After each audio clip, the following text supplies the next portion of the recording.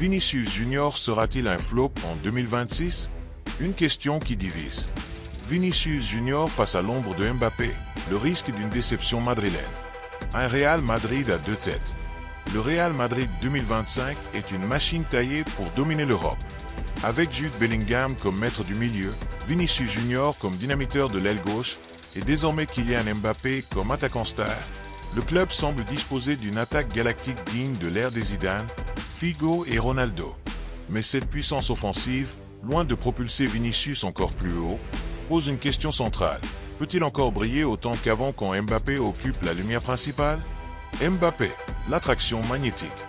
Il faut le dire, Kylian Mbappé est une star d'une autre dimension. C'est un champion du monde 2018. Finaliste de Coupe du Monde 2022. Meilleur buteur de Ligue 1 6 saisons de suite. Une aura médiatique qui dépasse le football. Dès son arrivée à Madrid, l'équilibre change. Les caméras, les gros titres, les sponsors, tout converge vers Mbappé. Même dans un club habitué aux stars, Mbappé est traité comme le visage de la nouvelle ère. Résultat, Vinicius, pourtant déjà idole du Bernabéu, devient en quelque sorte le numéro 2. Un statut qu'il n'avait jamais vraiment connu depuis son explosion. Une incompatibilité de profil? Sur le terrain, l'équation est compliquée. Vinicius et Mbappé partagent le même couloir gauche de prédilection.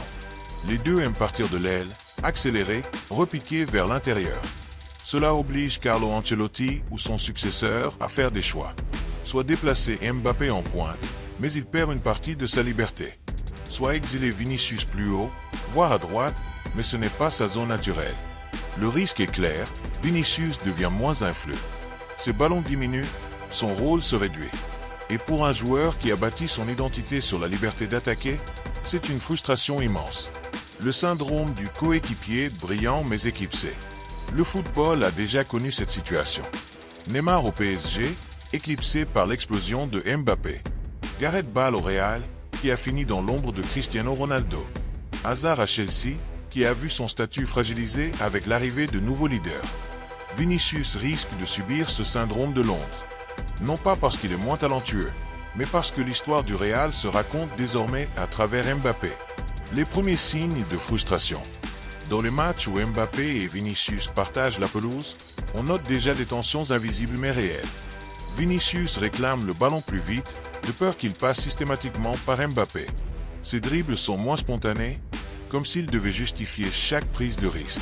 Ses statistiques, buts et passes décisives, stagnent alors que celles de Mbappé explosent.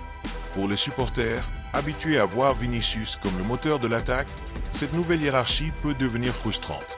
Et pour le joueur, c'est un choc psychologique. La perception, de leader à lieutenant, c'est là que naît la notion de déception. Car en vérité, Vinicius ne devient pas moins bon. Techniquement, il reste l'un des meilleurs dribbleurs du monde, rapide, imprévisible, spectaculaire. Mais dans l'imaginaire collectif, il n'est plus le visage du Real Madrid. Il est le coéquipier de Mbappé. Et dans un club où seuls les premiers rôles comptent pour entrer dans la légende, ce statut de lieutenant peut vite être assimilé à une régression. Les risques à moyen terme.